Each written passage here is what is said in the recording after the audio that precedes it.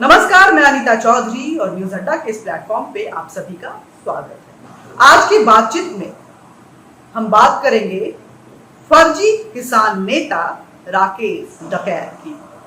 राकेश डकैत, वही डकैत, उसकी बात करेंगे। लेकिन बातचीत शुरू करने से पहले मैं आपके साथ एक वीडियो शेयर कर रही हूँ। इनको सभी उपस्थित जन हाथ जोड़ के विनम्र प्रार्थना है मेरे सभी भाइयों से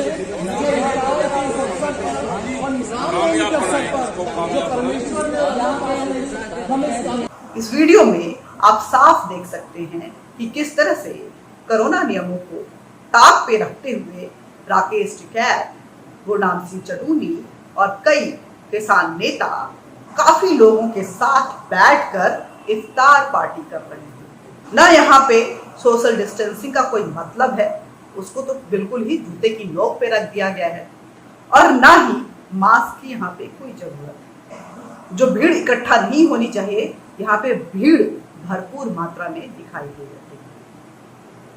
कोरोना से इनका कोई लेना देना नहीं। देश महामारी के दौर से गुजर रहा है, लोगों की जानें जा रही हैं, लोग दहशत में हैं, पूरा देश आतंकित है। एक अजीब सी लड़ाई छिड़ी हुई है। इस जैविक युद्ध में भारत की कोशिश है कि जीत शिद्दत के साथ भारत और भारतीयों की हो, लेकिन राकेश डकैत, गुरनाम सिंह चडूनी और ऐसे कई लोगों की वजह से बीच बीच में ये लड़ाई कमजोर पड़ जाती है। राकेश डकैत जो कि इफ्तारी पार्टी कर रहे हैं, जब ये इफ्तारी पार्टी चल रही थी तो ये खबर आई और ऐसा देखा भी गया कि कई गाड़ियां वहां जाम में फंसी हुई थी, जिनमें एम्बुलेंस भी थे और ऑक्सीजन ले जाने वाली गाड़ियां भी थी। इसको लेकर के जब वो हल्ला हुआ तो राकेश डकैत ने एक स्टेटमेंट जारी कर दिया और कहा कि सारा दोष जो है वो दिल्ली पुलिस का है, क्योंकि हमने किसी भी गाड़ी को जाने से मना ही नहीं की है। एक लेन हमने छोड़ा हुआ है, दिल्ली पुलिस ने बैरिकेडिंग की हुई है, जिसकी वजह से ये जाम हो रहा है। आखिर वो बैरिकेडिंग क्यों किए हुए हैं, इसकी क्या जरूरत है?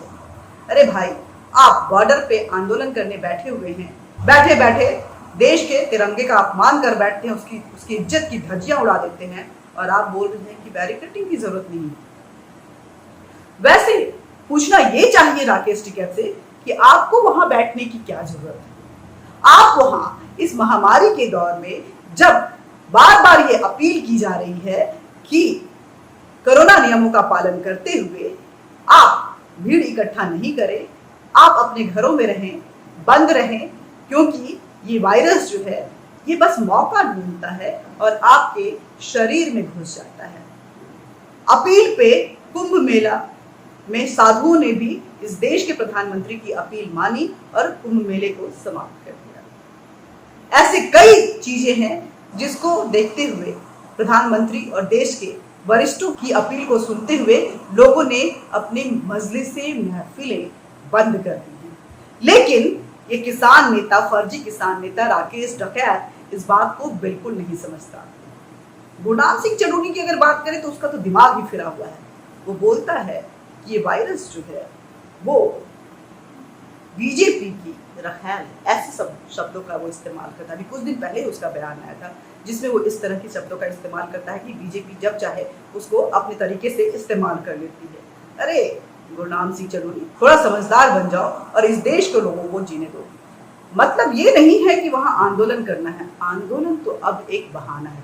दरअसल ये दोनों जिनकी जमीनें खिसक चुकी हैं वो अपने गांव भी मुंह वापस लेकर नहीं जा सकते, क्योंकि कृषि बिल का जो सच्चाई है वो किसानों के सामने आ चुका है और किसान केंद्र सरकार की जयकारे लगा रहे हैं। ऐसे में आखिर कौन सा मुंह लेकर ये अपने गांव जाएं, क्योंकि वहां की जमीन खिसक चुकी है। अब ये नई जमीन तलाश रही है और इनका इस्तेमाल कर रही है कांग्रेस और आम आदमी पार्टी। आम आदमी पार्टी की तरफ से इनको भरपूर समर्थन मिल रहा है। अरविंद केजरीवाल पानी का टैंकर और पता नहीं क्या क्या लेके वहां पहुंच जाते हैं। आपको पता ही होगा कि इस इफ्तार पार्टी से अरविंद केजरीवाल का कितना लगाव है। पिछली बार भी इफ्तार पार्टी चाहे कोरोना कितने भी परवान पे था, पीक पे था, लेकिन अरविंद केजरीवाल की ये इफ्तार पार्टियां रुकी नहीं थी, ये लगातार चलती रही थी। अरविंद केजरीवाल उसका समर्थन कर रहे थे और वो इसकी राजनीति, तुष्टिकरण वाली राजनीति पे हमेशा कायम रहते हैं।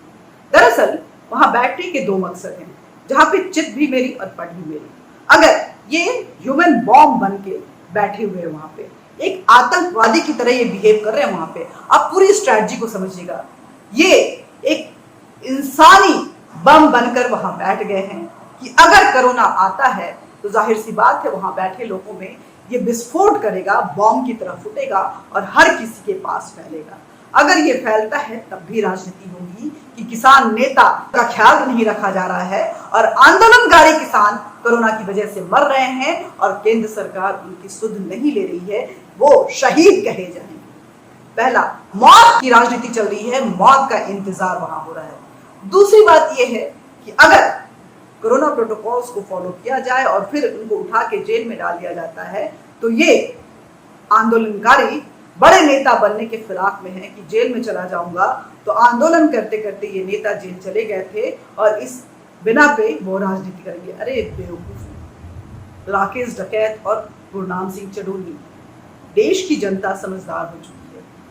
जिसने भी इस मौत की राजनीति पे गंदा खेल खेला है उनका सफाया हुआ है। शायद कांग्रेस को देखकर ये लोग समझ नहीं पा रहे हैं। आम आदमी पार्टी को लग रहा है, जो कि मौत की ही राजनीति हमेशा से करती आ रही है, चाहे वो निर्भया का हो, चाहे छोटी सी बच्ची का रेप हुआ था उसके बाद उसकी मौत हो गई थी, या फिर और भी कई चीजों को ले ले। पिछली बार जब लॉकडाउन लगा था तो मौत का नंगा नाच खेला था अरविंद केजरीवाल ने, जब प्रवासियों को अपने राज्य से भगा दिया था।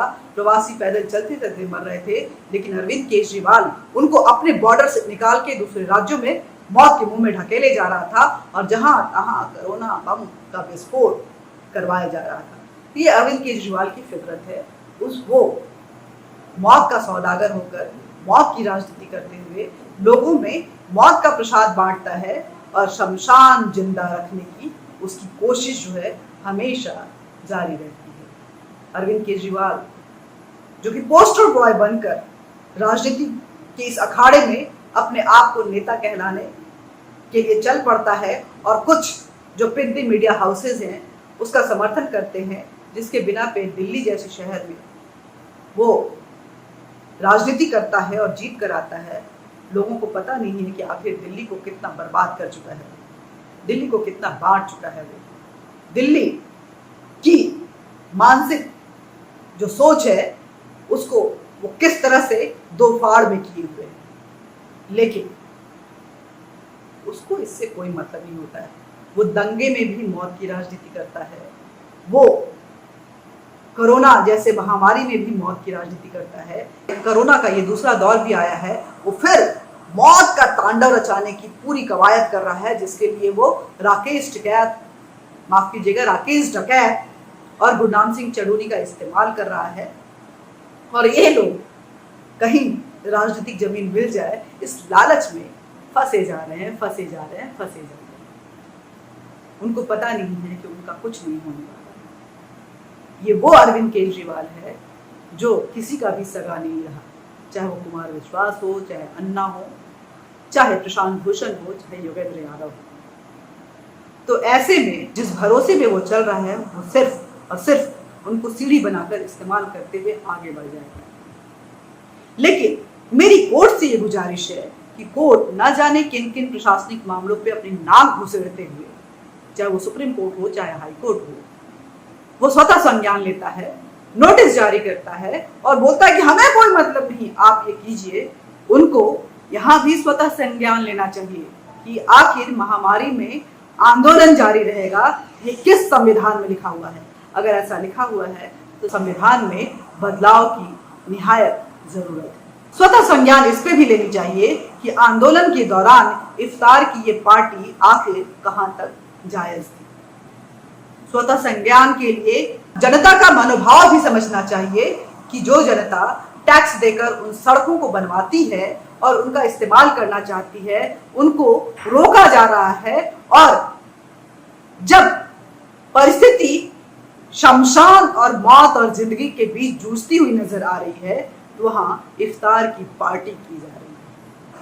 कोर्ट से गुजारिश है कि वो केंद्र को निर्देश जरूर दें कि आखिर आंदोलन के नियमों में बदलाव करने के लिए क्या किन किन चीजों की जरूरत है। नोटिस जारी करती है कोर्ट हर बात पे, हर छोटी छोटी बात पे, हर मौके पे, हर मुद्दे पे, तो आखिर इस बात पे सुप्रीम कोर्ट हो या हाई कोर्ट हो, उनका नोटिस केंद्र सरकार को क्यों नहीं जा रहा है कि आखिर ये ह्यूमन बॉम्ब बनकर बैठे आंदोलनकारी जो हैं, इनको आतंकवादियों की कैटेगरी में क्यों नहीं रखा जाए, और फिर आंदोलन की परिभाषा क्यों नहीं बदली जाए।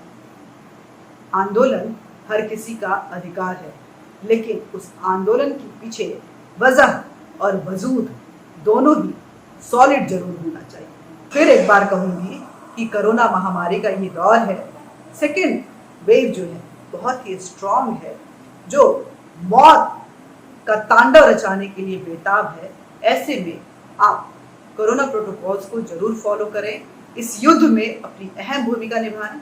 ये जंग जीतना भारत के लिए बेहद जरूरी है। एक बायोलॉजिकल वॉर है जिसमें निश्चय कर जीत भारत की हो। इस प्रण के साथ हमें आगे बढ़ना है। सुरक्षित रहें, स्वस्थ रहें और अपना ख्याल रखें। नमस्कार।